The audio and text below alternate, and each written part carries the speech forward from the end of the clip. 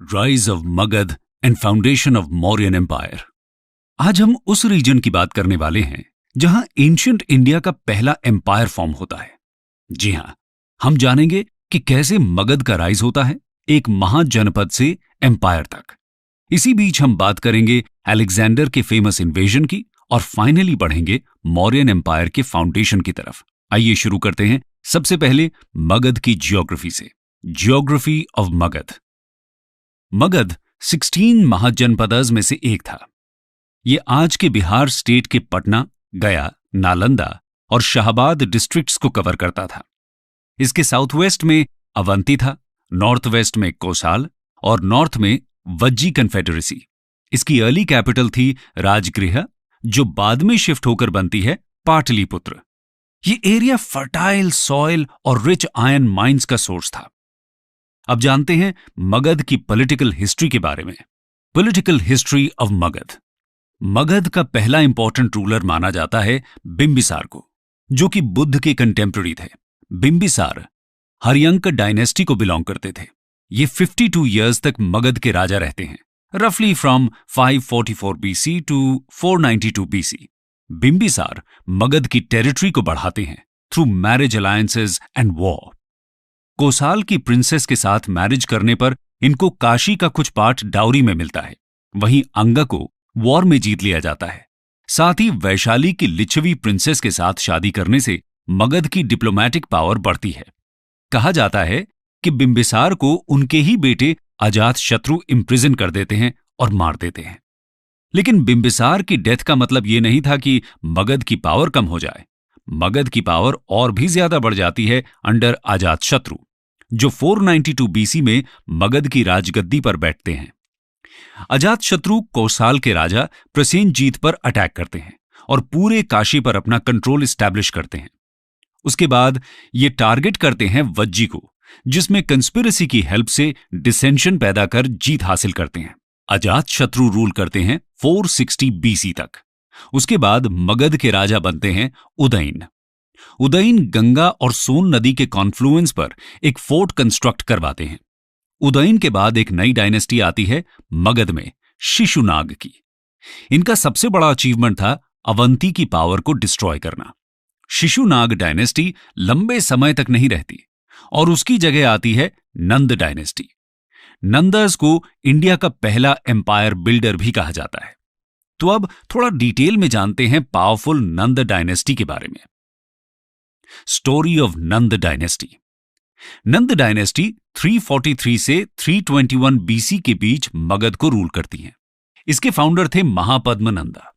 पुराणास में महापद्मनंदा को क्षत्रिय क्लास का सफाया करने वाला कहा गया है, क्योंकि इन्होंने नॉर्दर्न इंडिया की सभी रूलिंग डायनेस्टीज जैसे कि पांचालस, कुरुज, अस्मकस, इक्ष्वाकुस, सूर्यसेनाज एटसेट्रा को हराकर इनके स्टेट्स को एनेक्स कर लिया था। इंडिया और ग्रेको रोमन ट्रेडिशंस इनको लो बर्थ का बताते हैं। बुद्धिस्ट टेक्स्ट्स में इनको अननोन लीनिएज का बताया गया है। सभी सोर्सेज में नंद डायनेस्टी के 9 रूलर्स बताए गए हैं, लेकिन इनके नाम को लेकर सभी में डिफरेंस देखने को मिलता है। लास्ट नंद किंग धननंद को बताया जाता है, जो महापद्मनंद के बेटे थे। इनके पास एक विशाल सेना थी। ग्रीक सोर्सेस के अकॉर्डिंग नंद की सेना में 20,000 कैवलरी, 2 लाख इन्फेंट्री, 2,000 चैरियट्स और 3,000 एलिफेंट्स थे। महापद्मनंद कलिंग को भी कॉन्कर कर लेते हैं। लास्ट नंद रूलर धननंद के टाइम में ही अलेक्जेंडर का इन्वेजन इंडिया पर होता है। लेकिन अलेक्जेंडर की आर्मी ईस्ट में मगध की सेना का सामना करने के लिए आगे नहीं बढ़ती, इसलिए अलेक्जेंडर और धननंद कभी आमने सामने नहीं आते। लेकिन धननंद अपने असभ्य स्वभाव और शोषणकारी टैक्स पॉलिसीज की वजह से अनपॉपुलर बन जाते हैं और मगध की प्रजा उनके खिलाफ जाकर चंद्रगुप्त मौर्य की हेल्प करती है मगध का राजा बनने में। चंद्रगुप्त मौर्य धननंद को हराकर 321 बीसी में मौर्यन डायनेस्टी की शुरुआत करते हैं, जिसकी बात हम आगे डिटेल में करेंगे। तो दोस्तों, मगध के राइज को तो हमने जान लिया। अब आइए समझते हैं कि ऐसे क्या रीजंस थे कि 16 महाजनपदास में से मगध ही एक एम्पायर फॉर्म करने में सक्सेसफुल होता है। Causes of Magadh's success. Magadh की सक्सेस के पीछे बहुत सारे फैक्टर्स थे, जैसे एक रीजन था एम्बिशियस और काबिल रूलर्स का होना, चाहे वो बिंबिसार हो या महापद्मनंदा। ये सभी रूलर्स मगध की पावर बढ़ाने के लिए पैशनेट थे। दूसरा फैक्टर था मगध की जियोग्राफिकल लोकेशन। यहां पे रिच आयरन माइंस थी, जिससे मगध के रूलर्स को वेपन्स की इजी सप्लाई पॉसिबल थी। मगध का रीजन फर्टाइल एरिया था, इसलिए यहां पे एग्रीकल्चरल सरप्लस भी ज्यादा अटेन होता था, जो रूलर्स इजीली टैक्स के फॉर्म में कलेक्ट कर सकते थे। इस रीजन में एलिफेंट की भी अबंडेंट सप्लाई थी, जो हेल्प करती है एक पावरफुल आर्मी बनाने में। इसके अलावा मगध की कैपिटल्स का स्ट्रेटेजिक पॉइंट पर होना भी एक फैक्टर था उनकी सक्सेस का। पहली कैपिटल राजगीर 5 हिल्स से सराउंडेड थी, इससे उस पर कॉन्क्वेस्ट करना मुश्किल था। दूसरी कैपिटल पाटलिपुत्र बहुत सी रिवर्स जैसे कि गंगा, गंडक, सोन और पुनपुन के कॉन्फ्लुएंस पर थी, इसलिए उसको वाटर फ्रंट या जलदुर्ग भी कहा जाता था। इसको भी कैप्चर करना इजी नहीं था। ये रिवर्स ट्रांसपोर्ट का इजी मीडियम भी थी, जिससे ट्रेड बढ़ता है, जैसे कि गंगा के रास्ते वाराणसी, कौसाम्बी जैसी सिटीज के साथ ट्रेड होता था। इसके अलावा मगध के रूलर्स को मेटालिक मनी के बढ़ते यूसेज और टाउन्स के डेवलपमेंट का भी फायदा पहुंचता है, क्योंकि ट्रेड और कॉमर्स के डेवलपमेंट पर वो टोल टैक्स कलेक्ट कर सकते थे। ये टैक्सेस हेल्प करते हैं एक विशाल आर्मी को मेंटेन करने में। ये सभी फैक्टर्स मिलकर मगध को एम्पायर बनने में सक्सेस दिलाते हैं। मगध के राइज के टाइम ही एक और इंपॉर्टेंट हिस्टोरिकल इवेंट होता है, वो था अलेक्जेंडर का इन्वेजन। तो चलिए अब उसके बारे में भी जानते हैं। Alexander's invasion of India. Magadha empire के नॉर्थ वेस्ट बॉर्डर पर था इरेनियन एम्पायर। यहां 4th सेंचुरी बीसी में ग्रीक्स और इरेनियंस के बीच फाइट चल रही थी वर्ल्ड सुप्रेमेसी के लिए। मैसिडोनिया के अलेक्जेंडर की लीडरशिप में ग्रीक्स फाइनली इरेनियन एम्पायर को डिस्ट्रॉय कर देते हैं। अलेक्जेंडर एशिया माइनर और इराक को भी जीत चुके होते हैं। इसके बाद वो बढ़ते हैं इंडिया की तरफ। इंडिया की इमेंस वेल्थ के किस्से उन्होंने भी सुने थे, जो उनको टेम्प्ट करते हैं इंडिया के इन्वेजन के लिए। अलेक्जेंडर को जियोग्राफिकल नॉलेज और नेचुरल हिस्ट्री के लिए भी पैशन था। इंडिया अलेक्जेंडर के एम्पायर के कंपैरिजन में कहीं ज्यादा फर्टाइल और प्रोडक्टिव था। यह भी एक रीजन था उनके इंडिया इन्वेजन का। नॉर्थ वेस्ट इंडिया की पॉलिटिकल कंडीशन भी अलेक्जेंडर के प्लान को सूट कर रही थी, क्योंकि ये एरिया बहुत सी इंडिपेंडेंट मोनार्कीज और ट्राइबल रिपब्लिक्स के बीच डिवाइडेड था। अलेक्जेंडर के लिए इन्हें एक एक करके जीतना आसान था। अलेक्जेंडर काबुल से खाइबर पास के रास्ते 326 बीसी में इंडिया आते हैं। उनको 5 महीने लगते हैं इंडस रिवर तक पहुंचने में।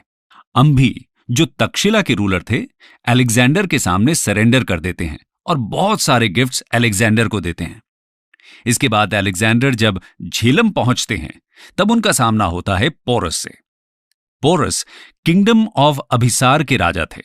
पोरस और अलेक्जेंडर के बीच होता है बैटल ऑफ हाइडेस्पिस।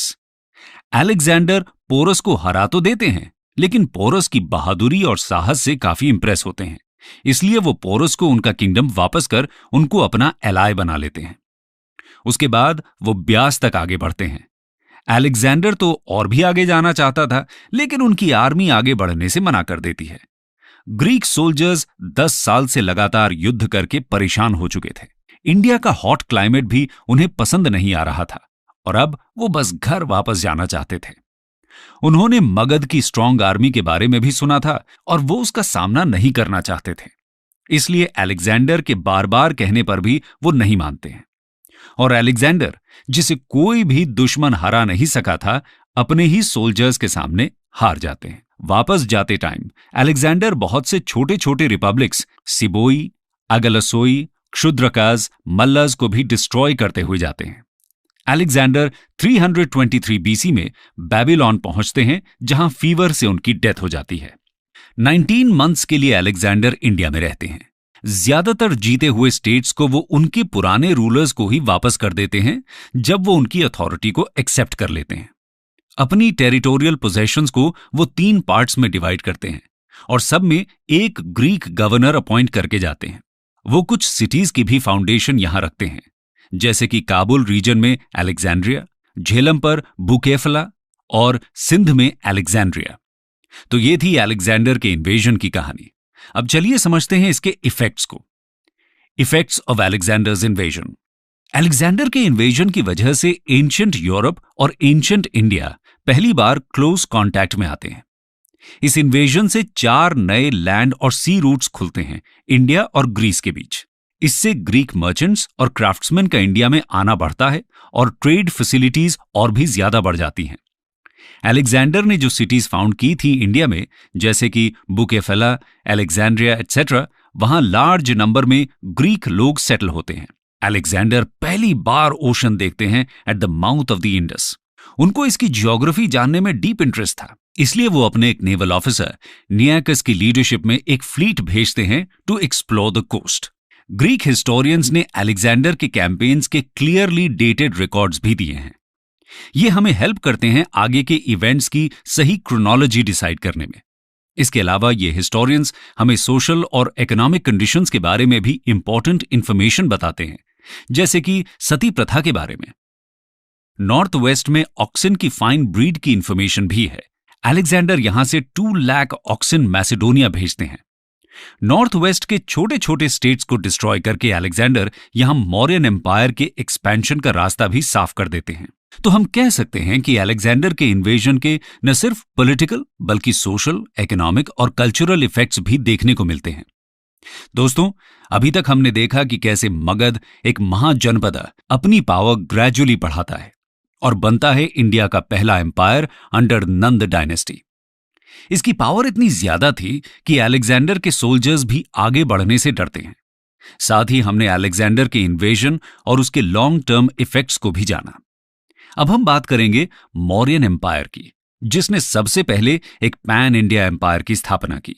तो शुरू करते हैं मौर्यन डायनेस्टी के फाउंडर चंद्रगुप्त मौर्य की कहानी से, जिन्होंने अराउंड 321 बीसी में नंद डायनेस्टी के लास्ट रूलर धनानंद को हराने के बाद मौर्यन डायनेस्टी की शुरुआत की। चंद्रगुप्त मौर्य।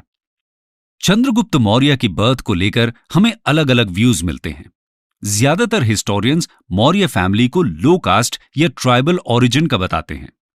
बुद्धिस्ट सोर्सेज में चंद्रगुप्त मौर्य को पिपल वाहना के मौर्य क्लैन का बताया गया है। मौर्य नाम भी इसी मौर्य ट्राइब से डिराइव किया गया।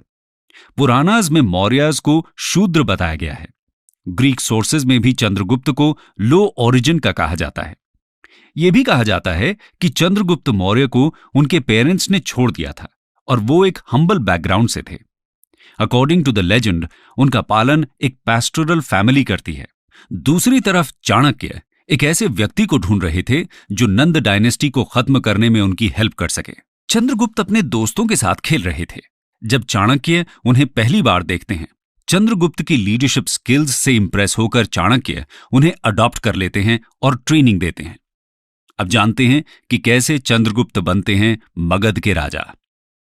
चंद्रगुप्ता's rise to power. Chandragupta Chanakya की हेल्प से अपनी एक आर्मी बनाते हैं।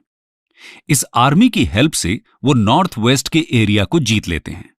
यहां अलेक्जेंडर के जाने के बाद सिचुएशन ऐसी थी कि कोई भी पावरफुल रूलर नहीं था, इसलिए इसको जीतना बहुत आसान था। इसके बाद वो नंद रूलर धनानंद की आर्मी को हराकर 321 बीसी में मगध के राजा बनते हैं। धनानंद और चंद्रगुप्त मौर्य के बीच हुई बैटल की डिटेल्स हिस्टोरिकल सोर्सेज में नहीं मिलती। हम बस इतना जानते हैं कि चंद्रगुप्त मौर्य की जीत होती है और नंद डायनेस्टी के शासन का एंड। अब जानते हैं चंद्रगुप्त मौर्य के राजा बनने के बाद के कुछ अचीवमेंट्स को। चंद्रगुप्त मौर्य's अचीवमेंट्स। मिलिट्री फ्रंट पर चंद्रगुप्त मौर्य का सबसे पहला चैलेंज था सेल्यूकस निकेटर से सामना। 305 बीसी के अराउंड इंडस रिवर के वेस्ट के एरियाज में सेल्यूकस निकेटर रूल कर रहे थे। ये अलेक्जेंडर के गवर्नर थे। चंद्रगुप्त मौर्य और सेल्यूकस निकेटर के बीच युद्ध में चंद्रगुप्त जीत जाते हैं। अराउंड 303 बीसी में दोनों के बीच एक शांति समझौता होता है, जिसमें Seleucus Nicator eastern Afghanistan, Balochistan और इंडस के वेस्ट का एरिया चंद्रगुप्त मौर्य को दे देते हैं। दोनों के बीच एक मैरिज अलायंस भी होता है। कहा जाता है कि सेल्यूकस निकेटर अपनी बेटी की शादी चंद्रगुप्त से करते हैं। साथ ही वो ग्रीक एम्बेसडर मेगेस्थनीज को मौर्यन कोर्ट में भेजते हैं। मेगेस्थनीज काफी सालों तक मौर्यन कोर्ट में रहते हैं और इंडिका नाम की बुक लिखते हैं। इसके बारे में हम आगे जानेंगे, क्योंकि ये एक इंपॉर्टेंट हिस्टोरिकल सोर्स बन जाता है मौर्यन एम्पायर का। इसके अलावा हिस्टोरियंस मानते हैं कि वेस्टर्न इंडिया और डेक्कन में भी चंद्रगुप्त अपना कंट्रोल स्टैब्लिश करते हैं।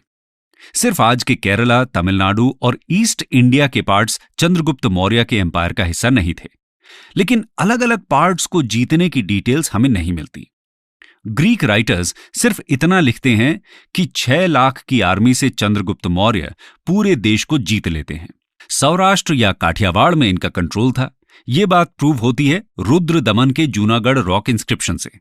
इसमें लिखा गया है कि चंद्रगुप्त मौर्य के गवर्नर पुष्यगुप्ता ने यहां फेमस सुदर्शन लेक को बनवाया था। तो हम कह सकते हैं कि चंद्रगुप्त मौर्य एक बहुत बड़ा एम्पायर एस्टैब्लिश करने में सफल होते हैं। फाइनली वो अपने बेटे के फेवर में राजगद्दी छोड़ देते हैं और जैन मंक भद्रबाहु के साथ कर्नाटका चले जाते हैं। यहां पर जैन रिलीजियस सेंटर श्रवणबेलगोला में वो अपनी बाकी की लाइफ स्पेंड करते हैं। फाइनली जैन प्रैक्टिस सल्लेखाना यानी स्लो स्टार्वेशन के द्वारा मृत्यु को प्राप्त करते हैं। अब जानते हैं चंद्रगुप्त मौर्य के सक्सेसर बिंदुसार के बारे में। बिंदुसार चंद्रगुप्त मौर्य और उनकी पत्नी दुर्धरा की संतान थे। एक लेजेंड के अनुसार चाणक्य स्मॉल डोसेज में चंद्रगुप्त मौर्य के खाने में पॉइजन मिलाते थे, जिससे उनकी बॉडी यूज टू हो जाए और एनिमीज के द्वारा पॉइजन देने पर भी चंद्रगुप्त मौर्य की मृत्यु न हो। अनफॉर्चुनेटली प्रेगनेंसी की लास्ट स्टेज में क्वीन दुर्धरा चंद्रगुप्त मौर्य के लिए बना हुआ खाना खा लेती हैं। चाणक्य समझ जाते हैं कि दुर्धरा अब नहीं बचेंगे, इसलिए वो अनबॉर्न बच्चे को बचाने का डिसीजन लेते हैं और तलवार से दुर्धरा के वूम को कट करके बच्चे को बचा लेते हैं, जिसका नाम बाद में रखा जाता है बिंदुसार। 297 बीसी में चंद्रगुप्त मौर्य के साउथ चले जाने के बाद बिंदुसार राजा बनते हैं। ग्रीक सोर्सेज में इनको एमिट्रोक्रेटीज कहा गया है। इनको स्लेयर ऑफ फोज यानी कि दुश्मनों का विनाश करने वाला भी बोला जाता है, लेकिन इनकी विक्ट्रीज के बारे में हिस्टोरिकल सोर्सेज में डिटेल नहीं मिलती। लेकिन यह माना जाता है कि इनके ही रूल के टाइम डेक्कन के एरिया पर मौर्यन कंट्रोल एस्टैब्लिश होता है। इनके कॉन्टैक्ट्स सीरिया के सेल्यूसिड राजा एंटियोकस I के साथ भी थे। ये एंटियोकस से रिक्वेस्ट करते हैं स्वीट वाइन, ड्राइड फिग्स और एक सोफिस्ट भेजने के लिए। इनकी रिलीजियस लीनिंग्स आजीविकाज सेक्ट की तरफ थी। बुद्धिस्ट सोर्सेज के अनुसार इनकी डेथ होती है अराउंड 273 से 272 बीसी में। इसके बाद 4 साल तक इनके बेटों के बीच युद्ध चलता है सक्सेशन के लिए, जिसमें अल्टीमेटली अशोक को जीत मिलती है और वो बनते हैं मौर्यन डायनेस्टी के अगले राजा। सम्राट अशोक के बारे में हम विस्तार से अगले वीडियो में चर्चा करेंगे। और अब हम जानते हैं मौर्यन एडमिनिस्ट्रेशन के बारे में। Mauryan administration. Mauryan empire 4 provinces में विभाजित था। उसकी सेंट्रल कैपिटल पाटलिपुत्र में थी। 4 प्रोविंशियल कैपिटल्स थीं, तोसाली, उज्जैन, सुवर्णगिरी और Takshashila. Mauryan empire highly centralised था, मतलब सारी पावर का सोर्स सेंट्रल अथॉरिटी के पास था। यह सेंट्रल अथॉरिटी किंग होता था, वही मंत्रियों और ऑफिशियल्स को अपॉइंट करता था। किंग को असिस्ट करने के लिए काउंसिल ऑफ मिनिस्टर्स यानी कि एक मंत्री परिषद होती थी। मंत्री परिषद के हेड को मंत्री परिषद अध्यक्ष कहते थे। काउंसिल के बाकी मेंबर्स थे युवराज यानी द क्राउन प्रिंस, पुरोहित यानी द चीफ प्रीस्ट, द सेनापति यानी द कमांडर इन चीफ और अमात्य यानी कि civil servants and few other ministers. इसके अलावा मौर्यन एम्पायर में बहुत सारे ऑफिसर्स होते थे जो कुछ इस तरह कैटेगराइज्ड थे। पहले तीर्थस और अमात्यस, ये हाई रैंकिंग ऑफिशियल थे, आज के सेक्रेटरीज की तरह। ये एडमिनिस्ट्रेटिव और जुडिशियल रोल निभाते थे। इनकी संख्या 18 थी। दूसरे अध्यक्ष, रैंक में ये तीर्थस के बाद आते थे। टोटल 20 अध्यक्षस थे। इनके पास मिलिट्री और इकोनॉमिक फंक्शंस होते थे। और थर्ड महामत्यस, हायर रैंकिंग ऑफिशियल्स। अध्यक्षस मिलकर एक सेक्रेटेरिएट बनाते थे जो बहुत से डिपार्टमेंट्स में डिवाइड होता था, जैसे कि revenue, military, espionage and police department. इसके अलावा प्रोविंशियल एडमिनिस्ट्रेशन में भी अलग अलग ऑफिसर्स होते थे, जैसे कि प्रदेशिका यानी मॉडर्न डिस्ट्रिक्ट मैजिस्ट्रेट्स, स्थानिका यानी tax collecting officer under Pradeshika, Durgapala यानी कि गवर्नर ऑफ फोर्ट, अंतपाल यानी गवर्नर ऑफ फ्रंटियर अक्षपटल यानी अकाउंटेंट जनरल, लिपिकार्स यानी स्क्राइब्स और गोपर्स रिस्पॉन्सिबल फॉर अकाउंटेंट्स एटसेट्रा। इन सारी इंफॉर्मेशन से हम कह सकते हैं कि मौर्याज का एडमिनिस्ट्रेशन सिस्टम बहुत डेवलप्ड था। अब बात करते हैं दो ऐसे सोर्सेज की जिससे हमें मौर्यन एम्पायर और एडमिनिस्ट्रेशन के बारे में इंफॉर्मेशन मिलती है, कौटिल्य का अर्थशास्त्र और मेगास्थनीज की इंडिका। कौटिल्य एंड हिज अर्थशास्त्र। कौटिल्य तक्षशिला यूनिवर्सिटी के स्कॉलर थे। इनको चाणक्य या विष्णुगुप्त के नाम से भी जाना जाता है। हमने थोड़ी देर पहले देखा कि इन्होंने ही चंद्रगुप्त मौर्य की हेल्प की थी नंदाज को हराने में। राजा बनने के बाद चंद्रगुप्त मौर्य चाणक्य को प्राइम मिनिस्टर बनाते हैं। कौटिल्य ने लिखी थी अर्थशास्त्र, जो कि एक बुक है स्टेट क्राफ्ट और पब्लिक एडमिनिस्ट्रेशन के ऊपर। यह संस्कृत लैंग्वेज में लिखी गई थी। ओरिजिनल अर्थशास्त्र को 1905 में रुद्रपत्न श्यामशास्त्री, जो एक संस्कृत स्कॉलर एंड लाइब्रेरियन थे, उन्होंने डिस्कवर किया था। अर्थशास्त्र 15 अधिकरणज या सेक्शंस में डिवाइडेड है, जिसमें पहले 5 सेक्शंस डील करते हैं इंटरनल एडमिनिस्ट्रेशन के टॉपिक को। नेक्स्ट 8 सेक्शंस में इंटरस्टेट रिलेशंस को डिस्कस किया गया है और लास्ट 2 सेक्शंस में बाकी मिसलेनियस टॉपिक्स मिलते हैं। इसमें अराउंड 6000 श्लोकास हैं। इसका कंपैरिजन मैकियावेली की प्रिंस से किया जाता है। अर्थशास्त्र में स्टेट की सप्तांग थ्योरी हमें मिलती है, मतलब स्टेट के 7 लिम्स बताए गए हैं, जैसे कि किंग, मित्र यानी फ्रेंड, दंड यानी आर्मी, कोश यानी ट्रेजरी, दुर्ग यानी फोर्ट, जनपद यानी टेरिटरी और अमात्य यानी मिनिस्टर्स। इसमें स्लेव्स के 9 टाइप्स बताए गए हैं। आर्मी को चतुरंग बल कहा गया है, यानी कि 4 फोर्सेस होते थे, infantry, cavalry, chariots and elephants. इसके अलावा हमने मौर्यन एडमिनिस्ट्रेशन के बारे में जो पढ़ा, वो इंफॉर्मेशन भी हमें यहीं से मिलती है। मौर्यन इकोनॉमी के बारे में भी अर्थशास्त्र में डिटेल्स मिलती हैं, जैसे कि अलग अलग टाइप्स के taxes. For example, land revenue यानी कि भाग 1/6 ऑफ प्रोड्यूस होता था। इसके अलावा इरिगेशन टैक्स, टोल टैक्स, प्राण्य टैक्स एटसेट्रा होते थे। ऑफिसर्स के बारे में हम पहले ही डिस्कस कर चुके हैं, उनका नाम भी हमें अर्थशास्त्र में मिलता है। इसके अलावा राजा की कई ड्यूटीज होती थी, उसको कैसे रूल करना चाहिए एटसेट्रा भी अर्थशास्त्र डिटेल में डिस्क्राइब करती है। इसका रेलेवेंस हम इसी बात से समझ सकते हैं कि आज भी पॉलिटिकल थ्योरी में अर्थशास्त्र की स्टडी की जाती है। अब बात करते हैं दूसरे कंटेम्पररी टेक्स्ट यानी कि मेगास्थनीज की इंडिका की। Megasthenes indica. Megasthenes Seleucus Nicator के एम्बेसडर थे चंद्रगुप्त मौर्य के कोर्ट में। इनकी बुक इंडिका भी इंपॉर्टेंट सोर्स है मौर्यन पीरियड के लिए, लेकिन ये ओरिजिनल फॉर्म में अवेलेबल नहीं है। हमें इसकी इंफॉर्मेशन बाद के ग्रीक और रोमन राइटर्स जैसे कि स्ट्राबो, जस्टिन, प्लिनी, अरेन एटसेट्रा के वर्क्स में मिलती है। मेगास्थनीज ने मौर्यन कैपिटल पाटलिपुत्र के बारे में डिटेल्ड इंफॉर्मेशन दी है, क्योंकि उनका ज्यादा समय यहीं पर गुजरा था। वो बताते हैं कि पाटलिपुत्र एक मोट यानी कि खाई से घिरी हुई थी। पैलेस यानी कि चंद्रगुप्त मौर्य का महल वुड का बना हुआ था। इंडिका में कुछ ऐसी भी इंफॉर्मेशन मिलती है जिसे हम सही नहीं मानते, जैसे कि मेगास्थनीज कहते हैं कि यहां कोई स्लेव नहीं था, लेकिन हमने देखा कि अर्थशास्त्र में 9 टाइप्स के स्लेव्स के बारे में बताया गया है। हम ये कह सकते हैं कि यहां स्लेव्स की कंडीशन वेस्टर्न वर्ल्ड के जितनी खराब नहीं थी, इसलिए मेगास्थनीज को लगता है कि कोई भी स्लेव नहीं है। इसके अलावा वो सोसाइटी में 7 क्लासेस बताते हैं, न कि 4 वर्णास। ये 7 क्लासेस थी philosophers, cultivators, herdsmen, artisans and traders, soldiers, overseers and counsellors. Megasthenes कहते हैं कि इंडिया में 2 भगवान को पूजा जाता है, एक हेरेक्लीज यानी कि लॉर्ड कृष्ण और दूसरा डायोनीसस मतलब लॉर्ड शिव। ये कहा जा सकता है कि इंडिका से हमें कंटेम्पररी मौर्यन पीरियड के बारे में काफी जानकारी मिलती है, लेकिन ध्यान रखने वाली बात यह है कि इसमें मिली इंफॉर्मेशन को बाकी के कंटेम्पररी सोर्सेज से एनालाइज करना जरूरी है, तभी हम सही और गलत इंफॉर्मेशन में फर्क कर सकते हैं। Concluding remarks.